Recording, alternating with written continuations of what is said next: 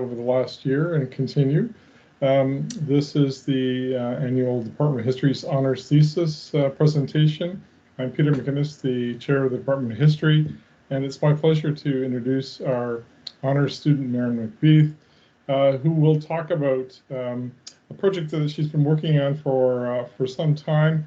And we should note that the SINIFEX honors thesis option is a fairly rare entity these days at universities across this country. It used to be more common back in the day, but it offers students the chance of really engaging in a more in-depth investigation of a topic. And many have said, and many of the graduates that we've had in the past have gone on to other projects once they left X, said that this is really an important moment for them to have the opportunity to do this. And I encourage you to listen and ask questions of Marin. So Marin's going to talk about the cultural continuity and change, the Antigonish Highland Games, 1957 to 1967. And this is a thesis co-supervised by Dr. Nancy Forrestal, Department of Women and Gender Studies, and Dr. Barry McKenzie. Marin, please take away. Hi, everyone. I'm just going to upload my PowerPoint to your screen, so just give me 1 second. It'll just take a moment.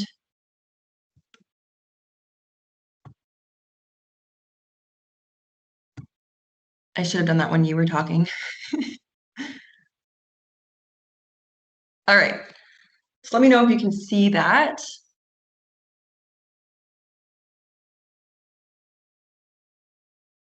I think can everyone see that? Yep. Okay, sweet. Thank you, Nancy. All right. So hi, everyone. Thank you so much for coming to this presentation. And thanks for the introduction, Peter. Everyone who's here, I don't know if everyone knows me, but my name is Marin McBeath. My pronouns are she, her. I'm in my 4th year here, and I've had the pleasure to do this study and work with Dr. Nancy Forrestal and Dr. McKenzie, who have been amazing advisors, and I wouldn't have been able to do this without them, so thank you both. I've also been able to work with some awesome community members who are involved in the Antigonish Highland Games and Society. Daniel Gillis, Florence McMillan, Gerarda McDonald, Florence McMillan, she's no longer alive, sorry. Gerarda McDonald, Daniel Gillis, Janice McCory, Ronnie McDonald, Jocelyn Gillis, and Tom Wallace. So I am very thankful for all of you and your oral history interviews.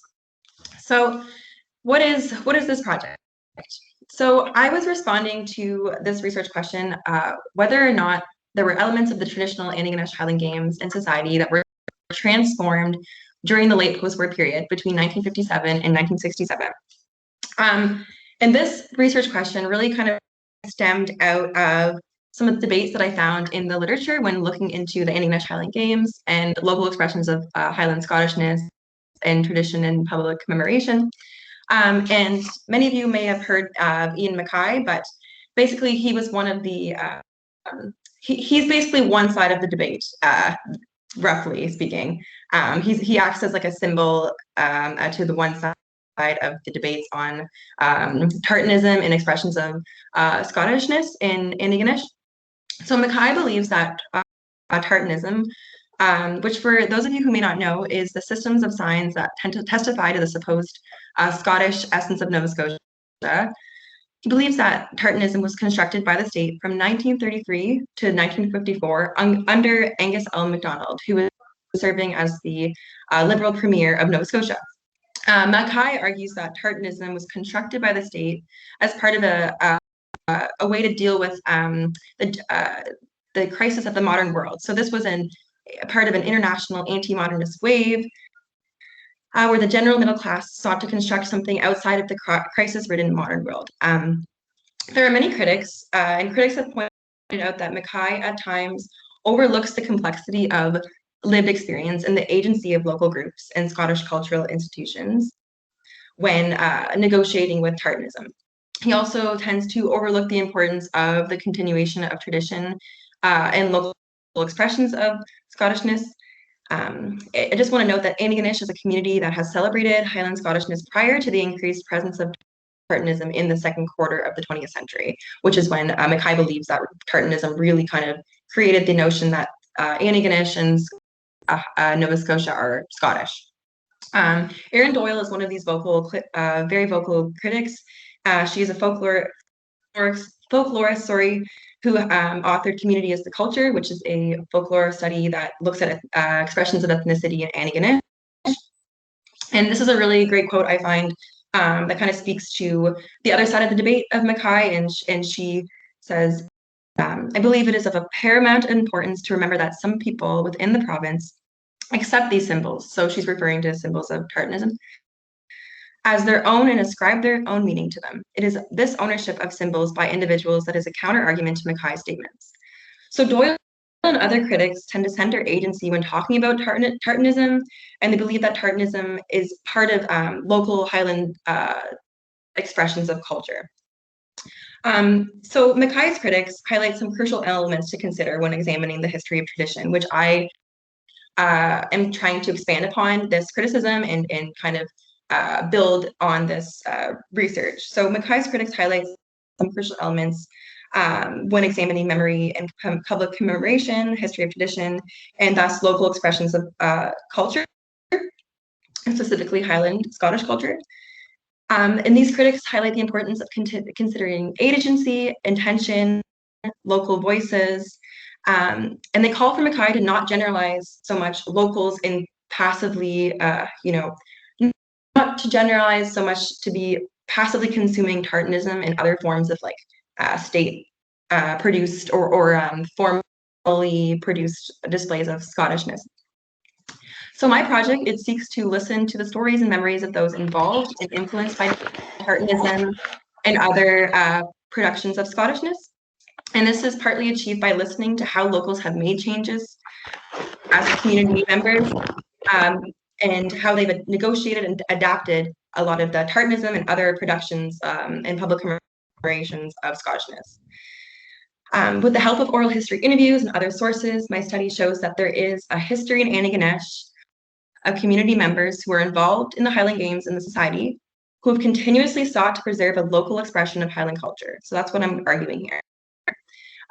This local expression is never stagnant, but undergoes a series of adaptations, and one can see this occurring in the 1957 to 1967 period. I'll get into the examples at a later time, but before I talk about that research, I'm just going to give a little bit of, so there's my, sorry, I skipped that slide, but you can look at that slide for a minute. Before I talk about some of the research, the oral history interviews and local expressions of continuity and of culture, I'm going to talk a bit about Antigonish as a place of Scottish settlement, and then I'm going to move on to a little history of the Highland Games leading up into the post-war. Following that will be a discussion of post-war change that may have impacted and influenced the production of Antigonish Highland Games and society. And then following that will just be the examples of continuity. Oh, I forgot to change that to change. Examples of continuity and change. That's supposed to say change. I apologize. I should have fixed that. All right. Pick up right there. So many of you are familiar with the history of Antigonish. And Antigonish, for those of you who don't know, is a town in the larger county of Antigonish that stretches along the northeastern shore of the province of Nova Scotia. Antigonish was established as a settler community on the traditional territories of the Mi'kmaq people. Yet, over time, the town of Antigonish has taken on a very Scottish identity despite its indigenous Mi'kmaq roots. This increasing Scottishness of Antigonish is observable through the towns and provinces' increasing displays of Scottishness. Though Antigonish and Nova Scotia more generally have become known as very Scottish places, it's very important to acknowledge that despite there being Scottish migrants in the area that have arguably produced the most visible displays of Scottishness, there has always been a variety of ethnic groups within and nearby Antigonish. In addition, it is important to address that the dominance of Scottishness in public realms is a product of the ongoing process of settler colonialism. And this has contributed to harmful implications for the Mi'kmaq people who are on their indigenous land. So one must understand early settlement and settler life to understand how and why the games came to fruition and how they have managed to be sustained by the community of Antigonish for over 150 years. So in 1784, a group of disbanded soldiers from the Royal Nova Scotia volunteers would settle near the present town of Antigonish. These soldiers, under the jurisdiction of the British Crown, were given land grants to settle and build communities in an effort to serve an imperialist agenda. These individuals were instrumental in claiming the land that would become Antigonish. These Royal Nova Scotia volunteer soldiers were some of the key Highland Scottish figures in early settlement that would be vital in uniting the Scots. Over the next century, Anglo-Celtic settlers would go on to gain more formalized control as the process of Canadian nation building unfolded. So throughout the 19th century, rural populations of Antigonish established agriculture homesteads where the heads of households engaged in either farming, fishing, or forestry.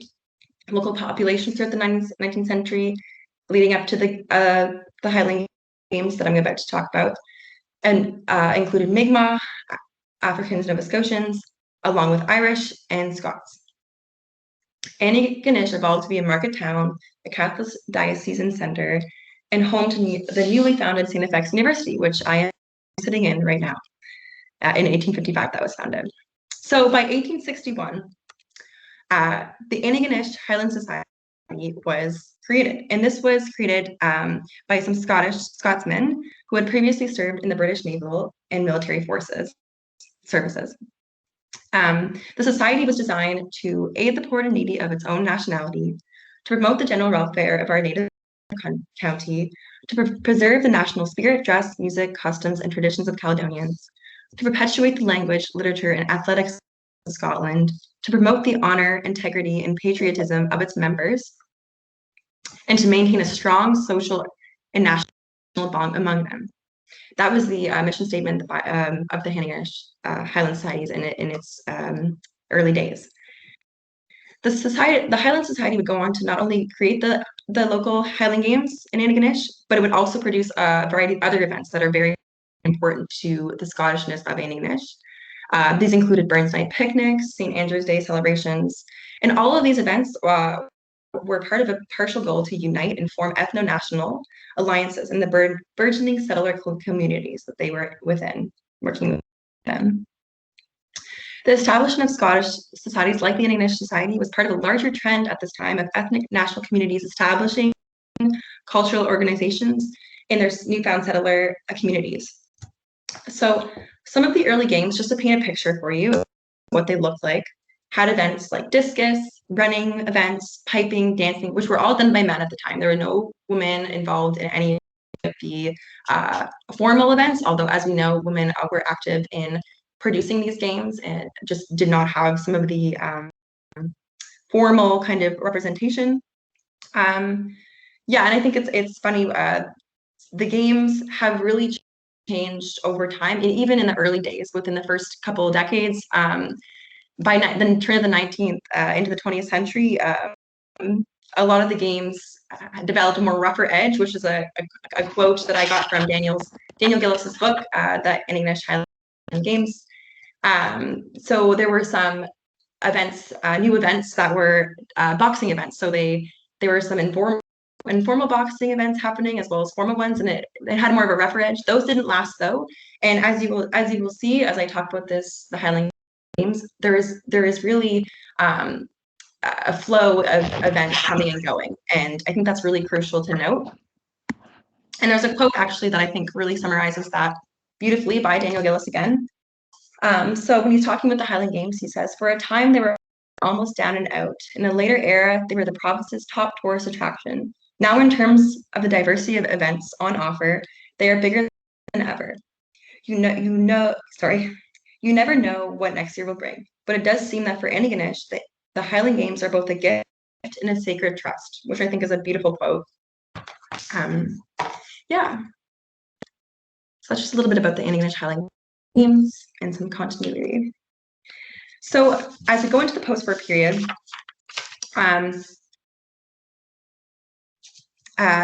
yes, the post-war period. This was crucial for the study. So when researching whether or not elements of the traditional Antigonish Highland games and society were transformed during the late post-war period.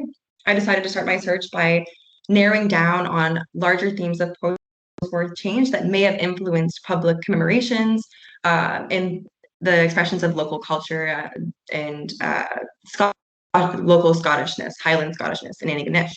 So in this research, when looking into public commemorations and change in the post-war, I found that Canada in the late post-war saw an increase in programs, including the Canada Council, which is a Crown corporation established in 1957 as an Arts Council of the Government of Canada, as well as the Centennial Commission, which directed over $200 million into centennial programming between 1963 and 1968, which is like so much money.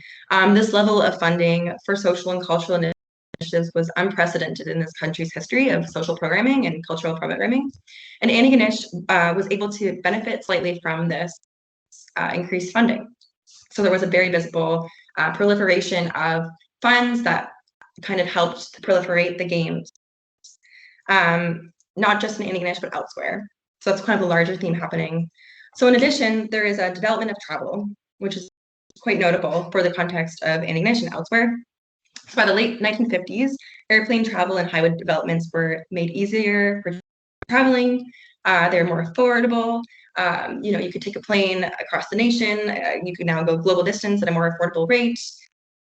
And a good example of this is in one of the interviews with Gerarda MacDonald, who is a local dance instructor and a local legend of Highland dancing. She shares that by the 60s, it was becoming more commonplace to travel outside of just not only Antigonish, but out of the country. So I got some information from her about that. So traveling developments transformed the Highland Games into a larger tourist attraction, but the travel developments also aided competitors in the Highland Games to more easily compete in the Highland Games competition. So not only was this travel helping tourism, but also competitors who were now actually able to go from different places to compete. And this wasn't just because of travel. This was actually because there was an influence by standardization for games, various games in the Highland Games. And what I mean by that is that there were growing standard regulations and rules for events like dancing, piping, and other events that fall into the category of the Highland Games. So competitions in piping, dancing, other events were becoming more standardized and thus universally regulated for many. Yes, so another point, by 1957, by the 1957 to 97 period, it was now commonplace for women to be in events like track. So as they're standardizing, women are kind of taking up more track and field roles as well. So by the end of the period, it was commonplace for women to be active, just as active as men and girls and boys in races, like foot races and stuff like that. The post-war also saw developments for women into some of the executive roles for Scottish cultural institutions. For example, the Antigonish Highland Society started to have women at the executive table. The first woman on the Antigonish Highland executive is Catherine Chisholm, we believe, and this was recorded by Erin Doyle in her folklore study. So not only as the Society of Antigonish Highland Society is becoming more gender exclusive, the society is also making decisions on their own volition to expand the festival of the Highland Games for tourist reasons. And we can see this in the archives. We can see this in the casket. There's lots more advertising. There's more of a desire to really take advantage of those Canada Council funds and really follow that theme of proliferating the games and just connecting, expanding and growing the games. So those are some of the larger developments, but also how Antigonish kind of responded to those. So you can see that from what I've shared, there's a lot going on, and there's actually more to it, but that's just kind of like the general stuff happening. So as you can see, there's a lot happening. The main changes are what I just expanded on, but in terms of like the examples of how Antigonish Highland Society and Games continued responding to a lot of those changes, we can see this through a variety of events like track and field, dancing, and piping are the three that I'm going to focus on as examples of continuity in the face of change. So my argument is that the games in the society underwent transformations in the sense that this long-standing annual tradition of the Highland Games, which is a tradition that continuously seeks to preserve a local expression of Highland Scottish culture, had significant adaptations in response to changes. So adaptations is my answer. So I'm going to start by talking about the dancing as one of the examples of how they adapted through this change. And then I'm going to talk a little bit about piping and a little bit about track and field before I move on to my conclusion. So the SOHDA was a really crucial entity that standardized Highland dance for Antigonish, and it wasn't just Antigonish. So by 1967, the Antigonish Highland dancing was following the regulations and the bylaws that were implemented by the SOHDA, the Scottish Official Highland Dance Association. But it's interesting because the Scottish Official Highland Dance Association was formed in 1946 in Edinburgh, Scotland, and it took until about 1967 for Antigonish to standardize within those regulations. But it was the same for everyone. Like, it wasn't just, oh, they created this, now we're going to adopt this. It was very much, there was some tension there in places in Scotland and in places in Canada to adopt these regulations. But by 1967, it was commonplace for most Highland Scottish communities who had their local expressions of the games to follow these dancing regulations. So yeah, by 1947, a few well-known teachers and dancers of that decade had now developed a technically minded school of dancers, teachers, associate teachers, adjudicators, examiners, lecturers, and dance school. And that is from the Scottish Official Highland Dance Association's website, that quote.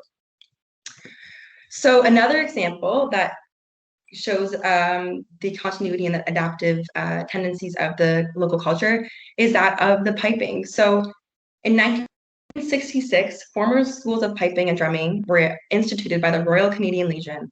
And this institution really formalized and standardized techniques and approaches of piping.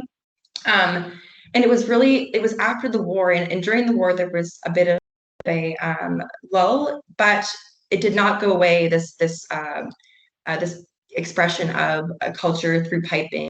And it really, the war kind of reaffirmed it and really brought it back into the community. However, there are not critics, but there are historians like Barry Shears who talks about how the military influence kind of strips away from like the original settlement versions of piping, but that does not mean that it is taking away from the local expression of Antigonish Highland piping, because since the first Highland Games, there's always been a very strong influence of military styles and techniques of piping, because the 78th Highlanders were very influential at that time of the creation of the Highland Games.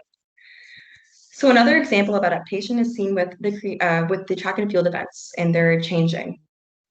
There are the beginnings of standardization outside of the Highland Games to track and field events, and what I mean by this is that at the provincial level and the school level, there is a lot of standardization happening insofar as now the bodies that have hold events are provincially funded, and they're increasingly standardized and professionalized, and a lot of folks are going into those instead of the informal Highland Game ones.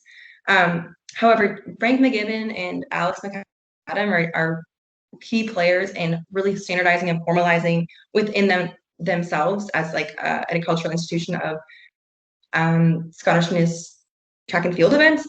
They're really instrumental in keeping that strong continuity of event and adapting by supporting people, but also trying to sustain the games while that's also happening. So those are only three examples of adaptations that I wanted to highlight. And I think they're really important to highlight because they show the continuity of trying to sustain the games by the communities. These examples, of piping, dancing, and track are only of a few ways the community adapted in the face of change and have exuded this effort of continuity to sustain the games. And all of this, I just want to note that this is all, these efforts are continued through the post-war and predate efforts of Tartanism. And truly, to again quote Danny, you never know what next year will bring, but it does seem that for Antigonish, the Highland Games are both a gift with a both a gift and a sacred trust. So I think that quote really kind of captures the essence of this presentation and my thesis. So yeah, that's everything. Thank you so much for listening. I hope I hope you enjoyed, and thank you for the class.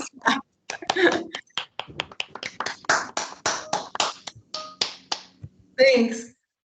Thanks. I went off script a little bit there, but thank Maybe you. What we'll do is if you can release the screen, like take. Oh yeah, sorry. And we'll have the, so I can see some titles. And for those of you who are not familiar with the wonders of Microsoft Teams, there's a little kind of happy face that looks like a hand, and you can, if you click on that or mouse to that, it'll show a hand raise. And so maybe if people have some, I'll try to sort it out from there if people have questions. Maybe I can start with one because I know Marin and I have discussed this in the past. The influence of the historian you led off the presentation, Ian Mackay, who was starting to work on this, I don't know, probably 25 years ago. It eventually came out as a book called Quest of the Folk, and he then expanded upon this in various papers and subsequent books. Some people found it really interesting that he was analyzing this notion of that Scottishness may have been somewhat emphasized over other ethnic traditions or other historical traditions, or that it was somehow not genuine. He's a Scottish background himself, as some of us are as well. And so some people took affront of this and said that Mackay was being too negative about some of the Scottish heritage of this province. Maybe you could discuss briefly a little bit about how people have responded to Mackay's thesis in the years since it was first published. Yeah, as far as like academic criticisms go, I think a lot of the ones that I read on like the other side of the argument from Mackay are pretty like, they're pretty upset with Mackay. I know there was an interesting quote from Bronwyn Draney that I quoted in my thesis, who was a journalist, who basically says that Mackay is out for Helen Creighton's blood. And if for those of you who don't know who Helen Creighton is, she was the lady of folklore, one of the first ladies of folklore, and she went around and gathered some recordings of local art and music in rural communities. And the construction of the folk is really something that I kind of grappled with throughout this, this like hierarchical, this elite kind of production of the folk, and as the folk is constructed by Helen, but a variety of others, and basically that it captures the anti-modern essence of Nova Scotia that is like then sold to people who live in urban centers that can be like, oh, this is so quaint and pleasant, this folk culture, and in reality it's captured by those outside of the community to be sold to those outside of the community as like I don't know. Sorry, to go back to your question, basically a lot of the people that I read who disagree with Mackay think that he's being too harsh, but I don't know. It's an interesting question for me, because I think that at times Mackay, his arguments are really like, I think they're really great and they're sound, and I'm like on board with a lot of it. But I do think that I do kind of take a stance with certain critics like Aaron Doyle, because they say, we have to always center agency and the voices of the community members who, when we ask them about the productions of the folk, when we ask them about Tartanism, we ask them about all of these, a lot of things that were kind of constructed outside of the community to be sold outside of the community. I think it's important to ask people in the study and elsewhere how they feel about them. I don't know if that answers your question. I kind of went off on a little tangent, but I hope that it kind of does. Yeah. Thanks, Marin. Maybe we can turn it over for some other questions. For sure. Want to ask Marin a question? I see a John hand Hamilton. up there. John Hamilton, I see. Go ahead, please.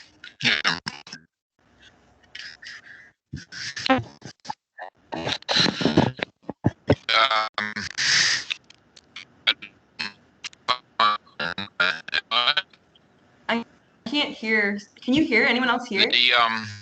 Oh, no, it's It's very interesting. I've had some correspondence with Ian Mackay on this subject. Am I audible? No. Breaking You up a are little. now, yeah. I'll write you later. That's fine. Don't worry. Oh, can you get me now? I'm on a terrible internet connection here. Rural Nova I can hear you Scotia. now, yes. I can hear you now. Okay. I have had correspondence with Ian Mackay on this subject, and I still think that his framework is highly figured from his uprising in Glace Bay, and he doesn't represent Inverness County or Victoria County or Antigonish County. This is one of the things that you've left out in this appraisal, as you talked about adaptation, but you didn't talk about Concert Under the Stars, which is genuinely authentic and real. Yeah, that was something that I definitely wanted to fit into my. There were so many events and so many important things within the Highland Games in the society that because I decided to focus on the 1957-1967 period, I didn't really see much change in those events in that period. Yeah, I tended to focus on more of the athletic events, and the standardization was the big thing that kind of guides my thesis. Yeah, I know, but that's definitely a good point, though. Thank you for bringing that up. When did Concert Under the Stars start, John? When CJFX started its broadcast for University of the Air, kind of, it's very much part of the Antigonish movement. Is 69? No, that might be a little later. I think that it started. Oh, I need to. 1930. Oh, sorry, The I didn't know that.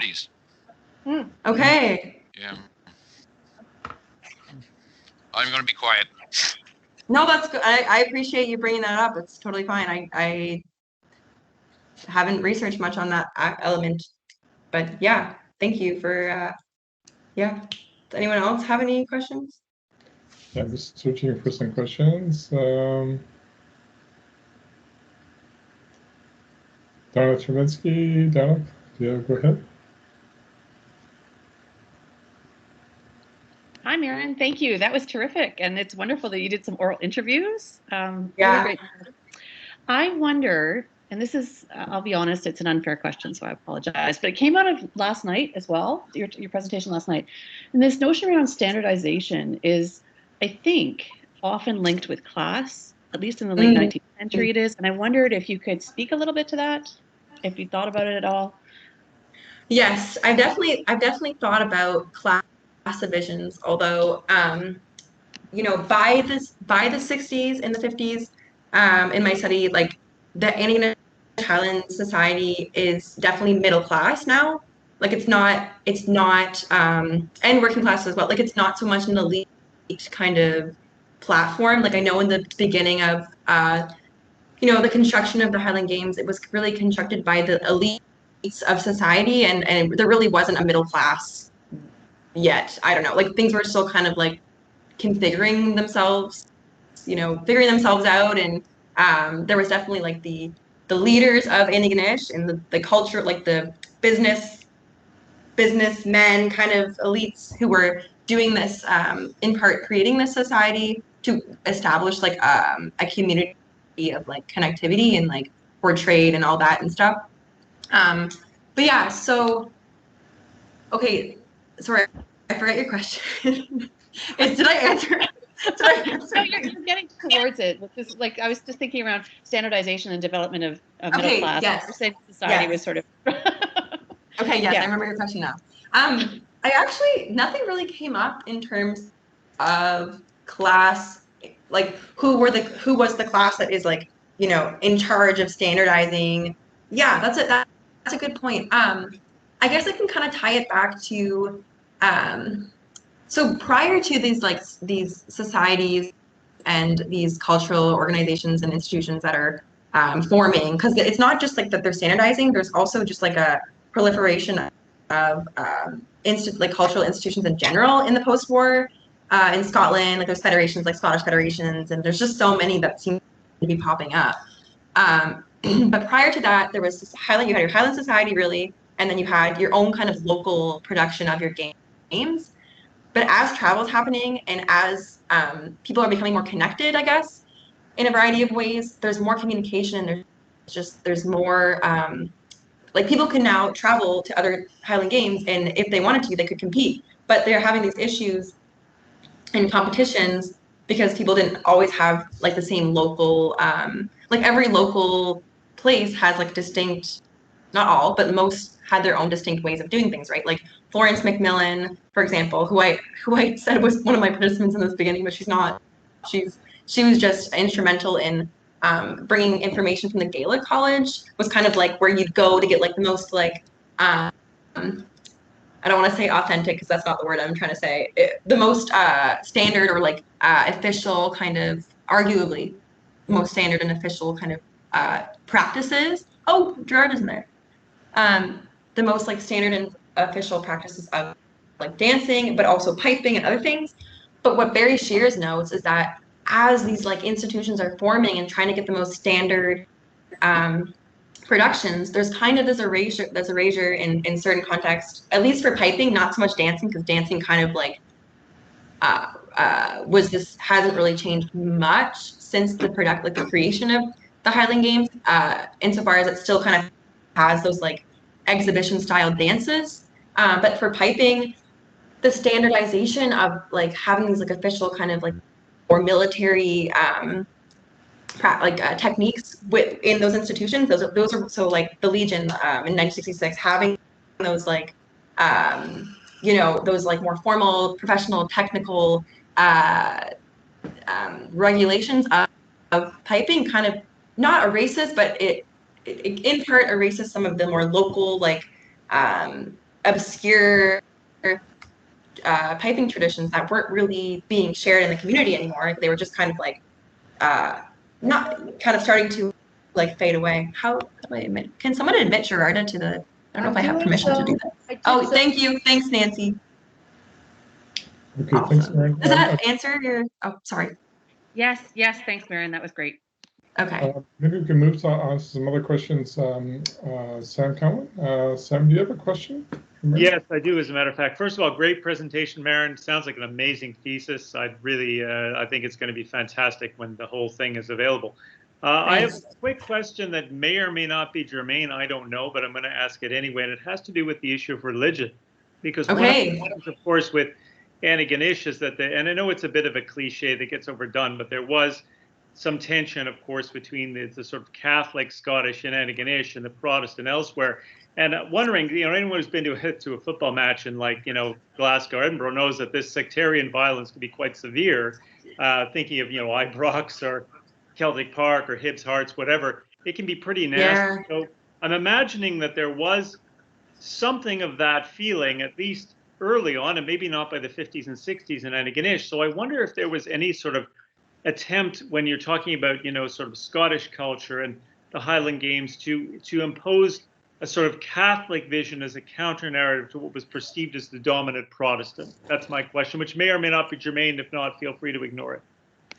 I actually think I think that's great that you pointed that out, because I definitely thought about religion as I was doing this, although nothing really kind of, I focused more on the standardization because it kept being this common presence in the literature and everything. And like a lot of the participants all talked about the standardization and the professionalization, but so that's kind of more what I talk about. But there is actually, interestingly enough, there were some newspaper clippings I found in the casket at the Antigonish Heritage Museum.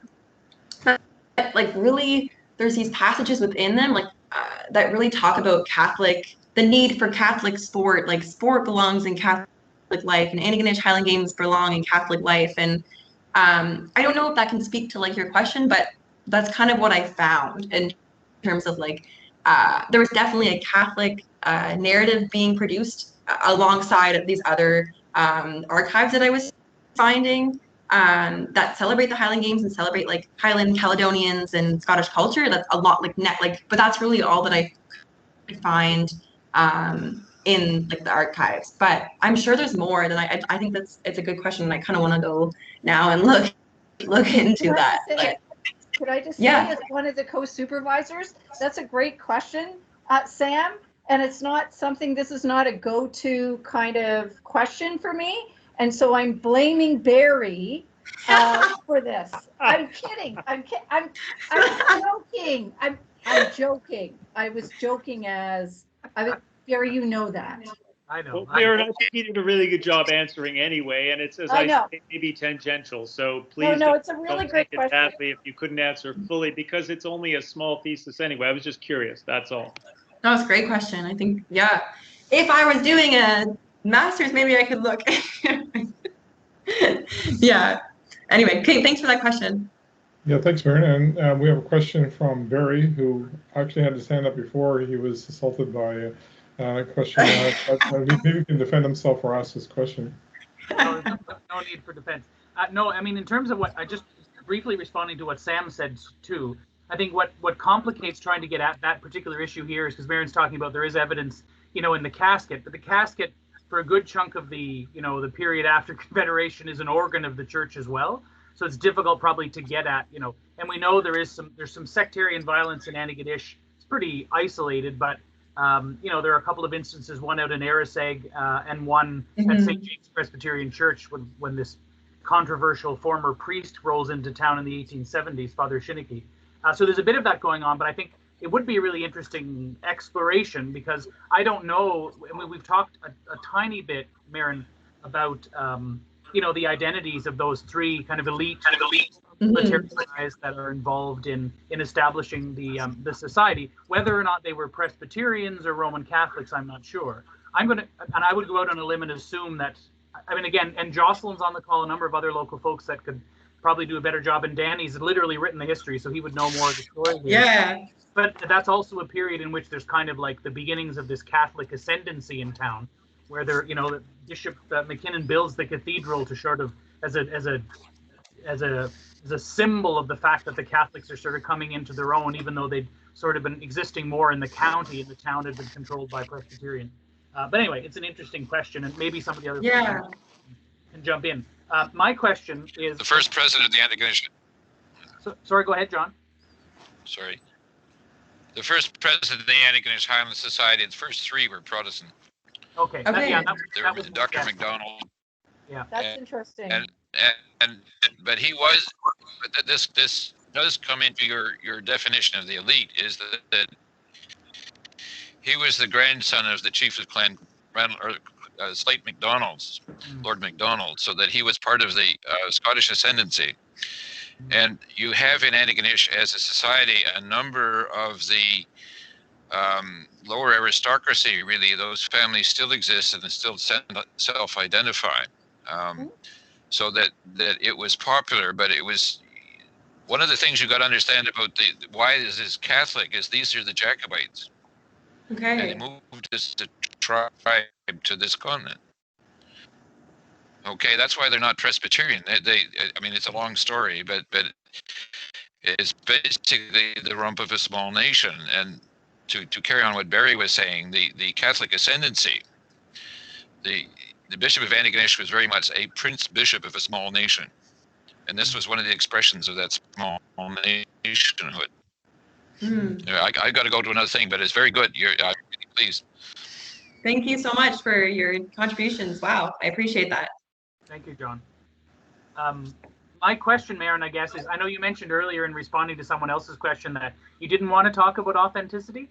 But I want to ask you, because I know this is, we've avoided, because there are all sorts of, different directions we could have gone, you could have gone in, but you obviously only have a limited amount of time and space. So I'm curious because you talked in answering some of the questions again, two more about standardization. You brought up the Gaelic College, which is a really important factor in all of this.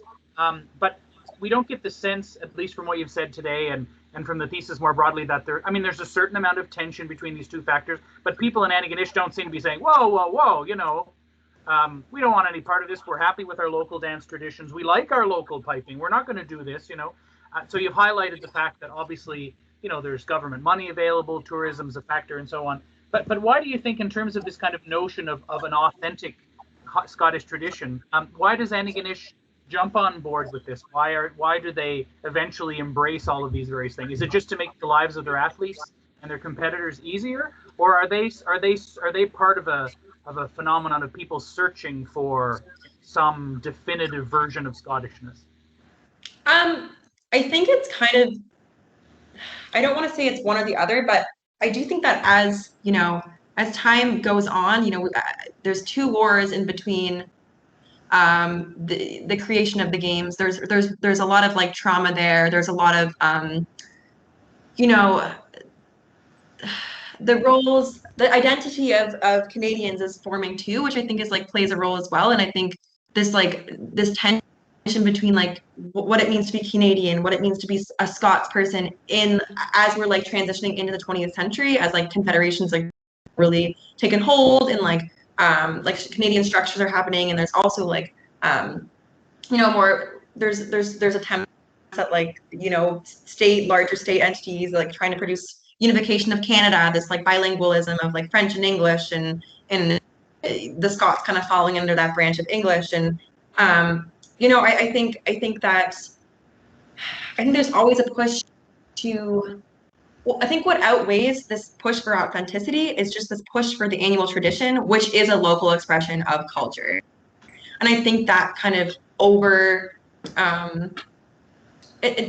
that it's more important, but I think that is the number one push in celebrating these cultures and trying to meet the standards, or just try to, you know, oh, we can do this now. So it's great. It's going to grow us. It's going to make us be even more celebratory interactions of, you know, commemoration of the history of like the Highland Scots. And I think that it's not about, it's not so much about being authentic as it is about just producing a community event that is tied to a history.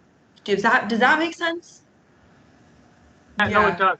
There are all sorts of complicated things we could talk about in invented traditions, and our Highland. We've avoided going down that route all along. Various times. Yeah. So it's best we leave. Thank you, Marin, very much. Yeah, thank you. So I'm looking for any other questions of the audience for Marin. I mean, I'm sure that between Nancy, Barry, and I would probably come up with some more for her. If anybody else wants to weigh in on this time. I see Chris' hand there, and Carol and one other, I think. Okay, Chris? Yeah, not so much a question, or you might just respond to this. It's just curiosity on my part. One is just an observation, actually, in that listening to the stuff about authenticity and all the rest of it, I keep hearing the lyrics to the old sod song by Spirit of the West, and there's a line in it that says, "There's none more Scots than the Scots abroad." So this search for being authentic makes you more Scottish in Nova Scotia than it does in Scotland itself. At least that's been my observation. But maybe you could just talk about that a little bit. And then the second thing is, how does the conflation between Scottishness and the Highlands come about? Because Scotland itself is much more than the Highlands. Yeah. I think so. The first question, I'll answer your first question. The other thing, just before you do that, Marin, one of the reasons I asked this is that part of this whole history is rooted in the Highland clearances and the defeat of the Jacobites. And then you have, and so my family history is connected with the Presbyterians and transforms into the Orange in Ireland, which is extraordinarily nationalistic and bigoted. And they would never think of associating themselves with the Highlands. Just wouldn't happen. Yeah. Because that's Jacobite country. So this is what I'm wondering. And it's curious too about the founders being Presbyterian and associating themselves with to Scotland through mobilizing culture of the Highlands. It's just a curious bowl of oatmeal, really. So, yeah. Yeah, for sure. It is curious. I think kind of to respond to that, I can kind of tie it back into what I said maybe a little bit with how we responded to Barry's authenticity piece. I think because the Highland idea becomes more I think it's definitely transformed in certain ways, but the annual tradition, like the people change, right? The people change, the groups change, what's important changes, and I think that after the Second World War, I think in the post-war for the 60s, I think there is a strong sense of patriotism because and I think that the Scots, because it's like a Highland regiment, they're they're included in and they're able to kind of celebrate that Scottish regiment, and it's a lot more patriotic. I don't know if that's a word. It exemplifies more patriotism. I'll just say that. But how do I respond to this? Yeah, I don't really know how to respond to this. I think I need to think about it for a second. Yeah. Sorry. Can I just jump in for a second?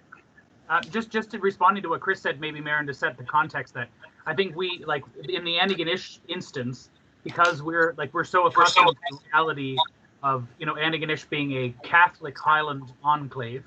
Yeah. That's like it's a late 19th century phenomenon, and we're surrounded by Presbyterian Scottish on. Pictou County is every bit as Highland, but they were Protestant Highlanders, and the Highlanders who largely settled in Antigonish County are Catholic Highlanders. And so I don't know. I mean, there's tension between Catholic and Protestant, but it would, I think, be interesting to find out at what point. I mean, now one of the key events, of course, during the games is the Mass at St. Ninian's, but there's also a service at St. James. So it's become an ecumenical Protestant and Catholic thing. And I don't know, Danny and some of the others on the call probably have a lot more nuance of an understanding of when that more ecumenical approach to all of this happens. Yeah, I don't know. I apologize, Chris, for not being able to respond that well. Yeah. No, don't worry about it at all, because it's just that I'm from away, so none of this stuff is in my historical DNA. I don't know it, so it just is the question that comes to my head. Danny's here. But thank you, that was very good, and you've clarified that for me. Thank you. I could answer just quickly, if you can hear me. Yeah, we can hear you. Okay, great. There was a time actually in the, I would say through the 40s, 50s, and into the 60s, where they would alternate the presidency. It would always be a Protestant one year, and the following year it would be a Catholic. And they kept that up until I think that there weren't enough Protestants to go around in the late 60s. So, but that was just one example of the attempts at ecumenism in the Highland Society, and yeah, I think it's a good one. It really shows their collaboration. Yeah, that does. Okay, we have a few more questions. We have a question from Caroline McKenzie. Caroline, do you want to go ahead? Sure. Hi, Marin. Congratulations. That was really well done. Thank you for choosing such a topic that's near and dear to my heart. Thanks. A member of the Antigonish Highland Society, but only been a member for the past 3 years.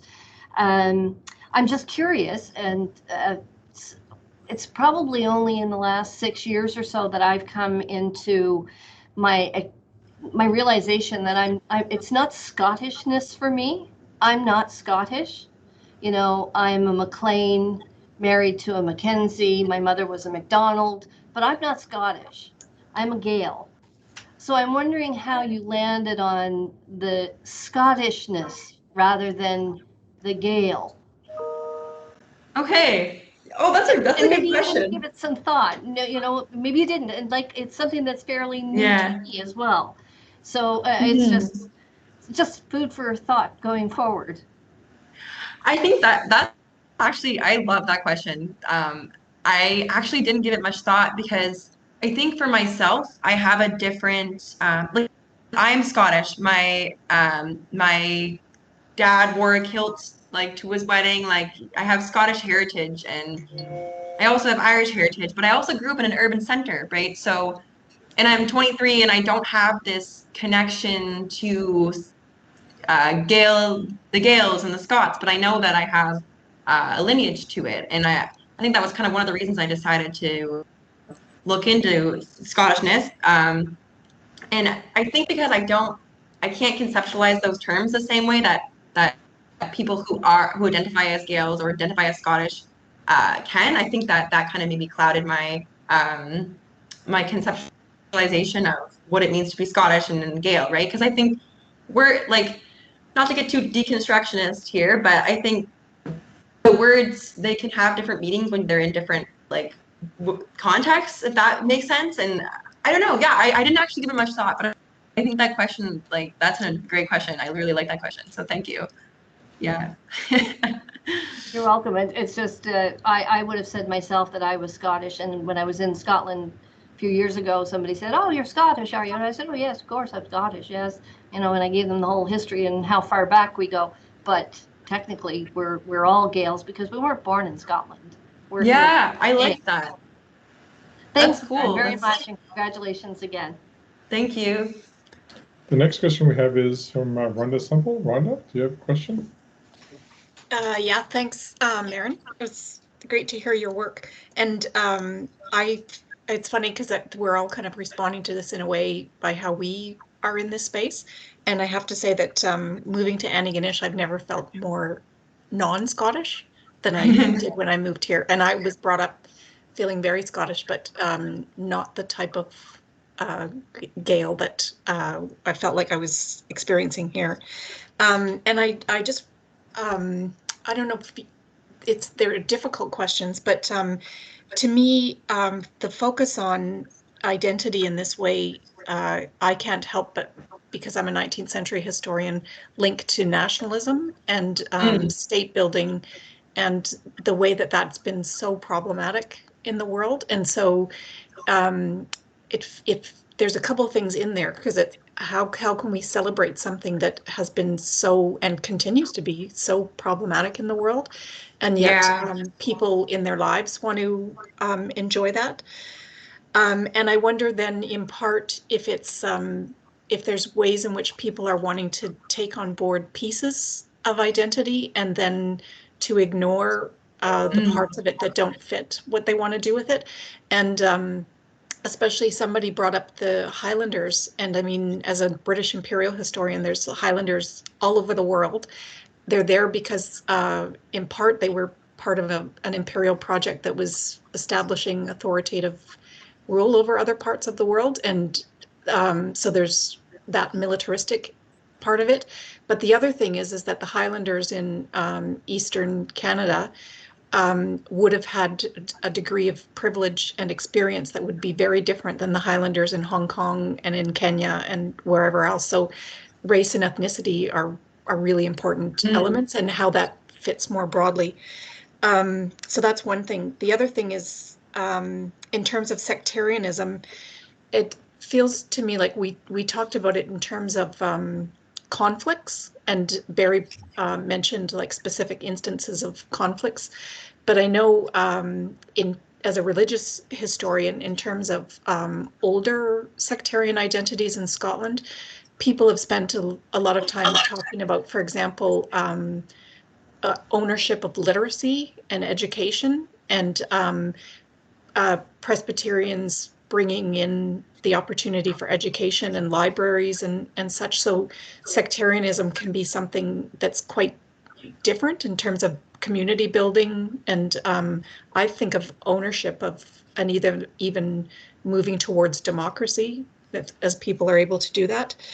And also culture. And somebody said it, or Mr. Gillis, I think, that the Highland Games went between a Catholic and a Presbyterian director. And the first year we were here, we were going to the United Church, and it was So these are the types of things that as cultural historians, it's like you have to hear tone, because somebody got up and prayed in church, and he made a very pointed comment about that he was going to be speaking in Scots, which is the other language in Scotland, or something like that. And I thought, whoa, like I'm really listening to some pointed commentary here in a kind of quiet way. And also in my family, when people were drinking, then they started speaking Scots. So it was kind of like going home, but in church. Yeah, I don't know if I can answer all of that, but I will try. I guess your first point about nationalism and how we can kind of celebrate, continue to celebrate this commemoration, this celebration that was, you know, it's produced by folks who did create harm in settler society for Mi'kmaq and other, the social hierarchy forming. I don't think I have an answer, but I do think it is important to recognize the trend that that's happening in with settler societies who are trying to affirm their place in a new geographical location. And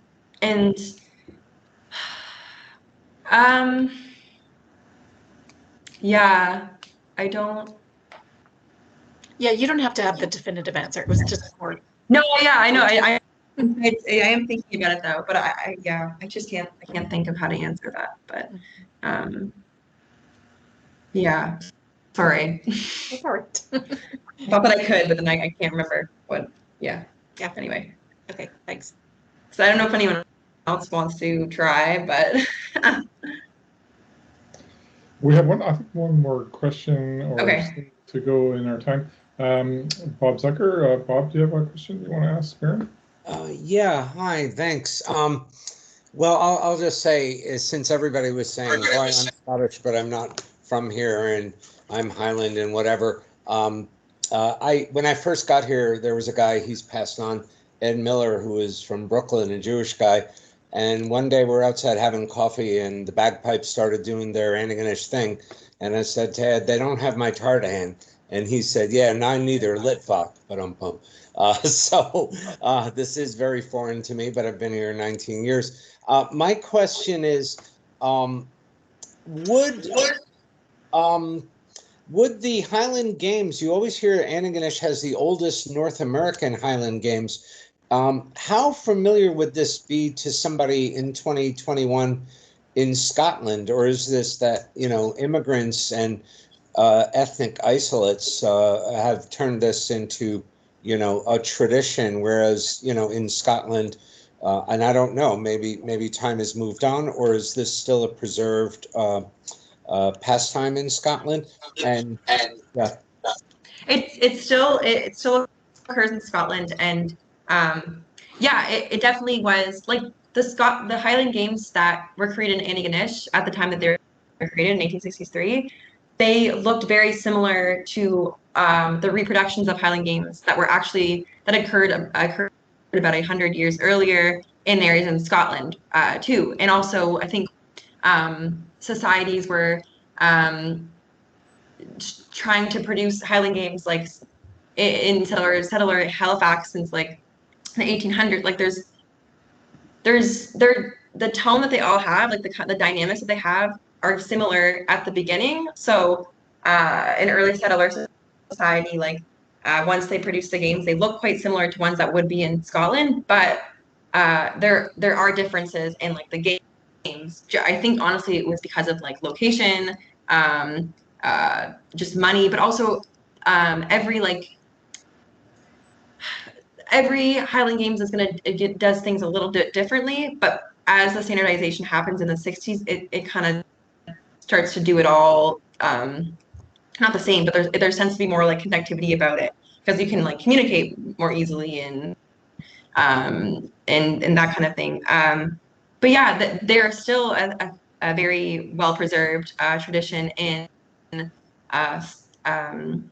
Scotland, and there's this process that happens for Scotland that doesn't really happen here, although you could argue that it kind of happens here. It's called Balmoralization, which is like performing for the Queen becomes more dominant, and we also kind of see that happening with us in the 60s with we want to have the Queen Mother come for the 1967 celebration of the centennial, which I think is kind of interesting. There's this like, I wouldn't call the Balmoralization here, but there is an increasing public kind of tourism element, and the Queen in England goes to watch the games, and it's kind of an interesting development there. But Antigonish Highland Games start off quite small, and they grow, they kind of ebb and flow, and but they continue to be very like important to the community. I don't know if that answers your question or not, but I hope that it kind of did. And I noticed Barry has another hand up there.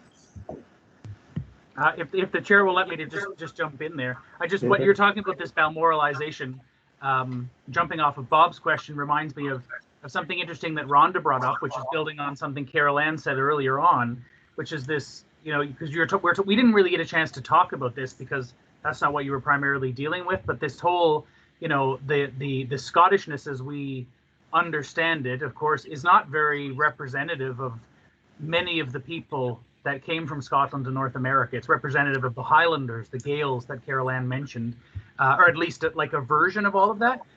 So we have that, we have this conception, just like we do about Irish immigration, that, Irish immigration is all about the potato famine. Well, lots of people came after the potato famine, but most of the Irish that came before that, and they weren't nearly as destitute as those who came in the famine. Just as with the Scots, we think Highland, we think, as Chris mentioned, we think the clearances, we think Jacobites and so on, but the majority of Scots in other parts of Nova Scotia and in most parts of Canada are in fact descended from Lowlanders who don't have the same like political tradition necessarily. So there's all that happening, but then and what Rhonda's saying, I think, about the guy standing up in St. James Church and talking in Scots, I think is an expression, I suspect was his expression of, well, that's not the whole Scottish story. These are Highland Games, but if we're going to talk about Scottish culture, it's a whole lot bigger than that.